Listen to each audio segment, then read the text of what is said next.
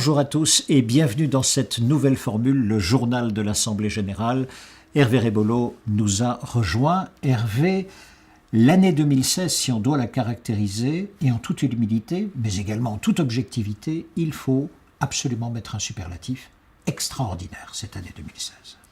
Merci Thierry. Oui, effectivement, une année 2016, j'ai envie de dire quelle année. Alors quelle année ? D'abord, c'est l'année où il a fallu que DLR, au titre de la loi, prouve sa représentativité. Sans rentrer dans les détails, il y a quelques années, 2-3 ans de ça, les syndicats de salariés ont dû prouver leur représentativité. Cette année, il a fallu que ce soit aux organisations professionnelles. Donc nous sommes représentatifs, tout ceci est certifié par le commissaire aux comptes, enregistré auprès de l'administration, et nous sommes encore en attente du certificat qui va bien, comme on dit, mais la démarche est faite et elle s'est bien faite, c'est une très bonne chose.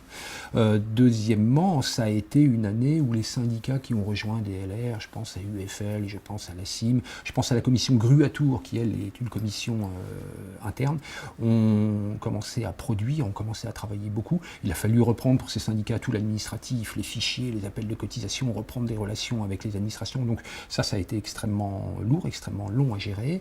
Et puis elles ont commencé à produire. Sans rentrer dans les détails, ces structures ont commencé à produire leurs nouvelles conditions générales de vente ou de location, en anglais aussi, ont commencé à travailler à la CNAM sur certaines problématiques liées aux ascenseurs, les grues à Tours, ou certaines relations avec le ministère du Transport pour des problèmes de charges à l'essieu, etc. Donc tout ceci, un travail de reprise d'un existant qui était un petit peu endormi, ça a été extrêmement prenant. Ça c'est structure et également extension du DLR. Ensuite on a... Tout à fait. Digital ?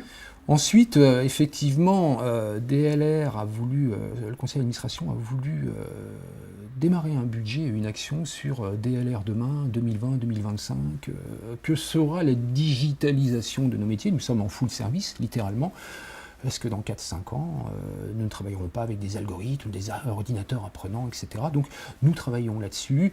Ça va être très rapide et en même temps de longue haleine, puisque aujourd'hui, je ne sais pas vous dire vers quoi nous dirigeons. Nous avons d'abord commencé à consolider notre base de données et à mieux travailler notre CRM. L'objectif étant de mieux travailler au service des entreprises.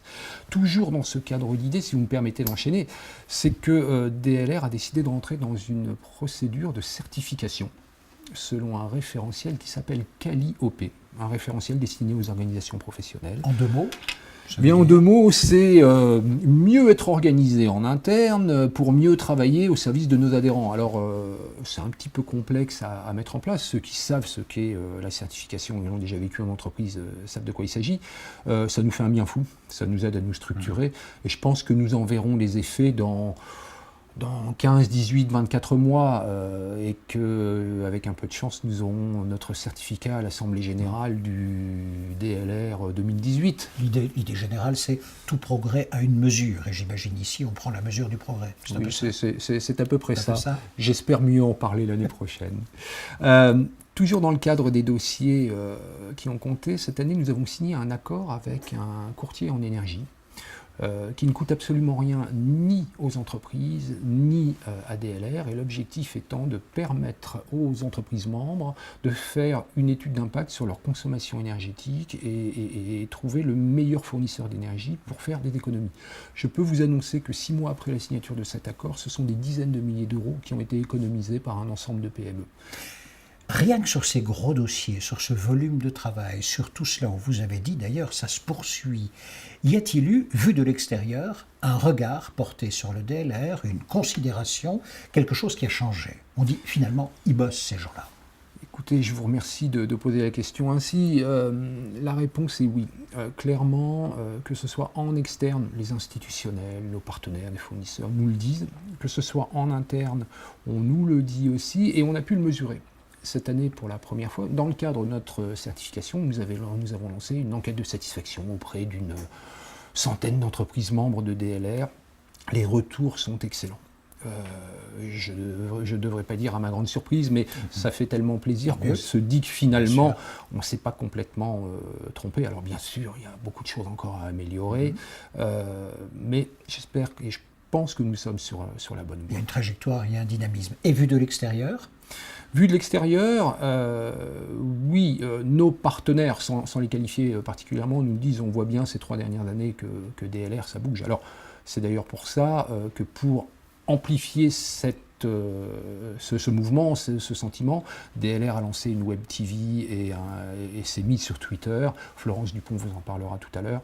L'idée étant d'occuper l'espace, que le logo se voit, que nos matériels se voient, que nos entreprises se voient et que les institutionnels s'en rendent compte. C'est important. Vos pairs ont également, considéré vos actions ?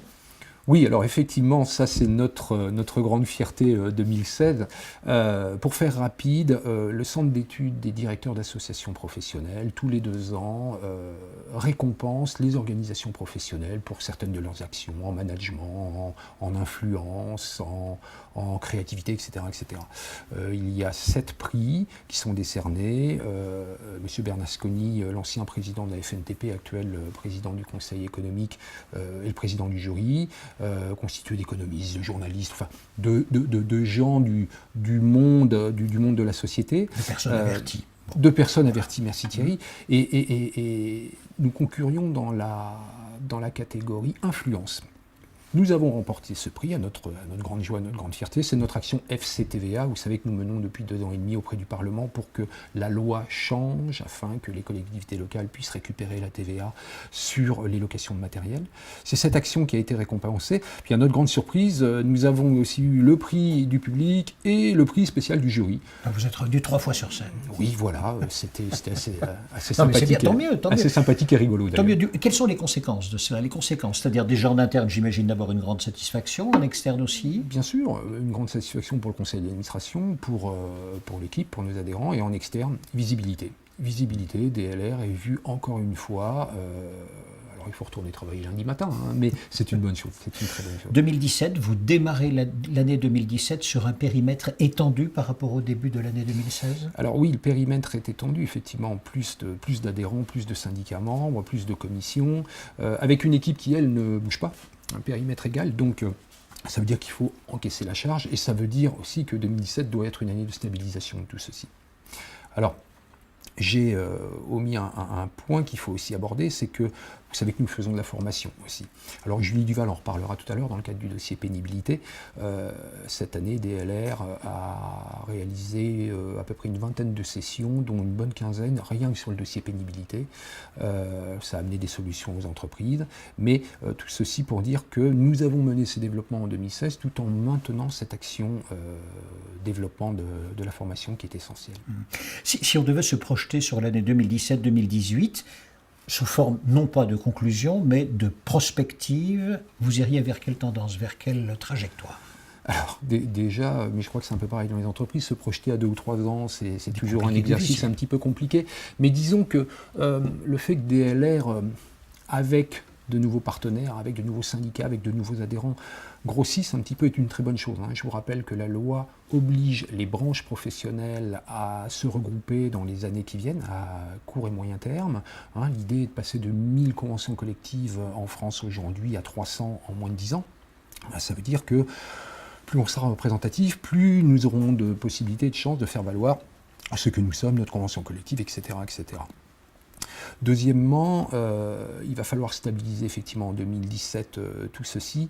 Et je voudrais faire un appel aux chefs d'entreprise en leur disant, bon, nous avons la chance à DLR d'avoir effectivement des chefs d'entreprise au conseil d'administration, dans des commissions qui sont là, qui donnent du temps, de la matière grise, mais ce serait bien qu'il y en ait quand même quelques-uns de plus. Alors, seule bonne nouvelle, ce n'est pas un problème lié à DLR, c'est un problème lié à toutes les organisations professionnelles. Mais je vous en prie, messieurs, dames, venez, on vous attend. Mobilisation. Il faut une sorte d'engagement aussi une pour le forme collectif. d'engagement. Oui.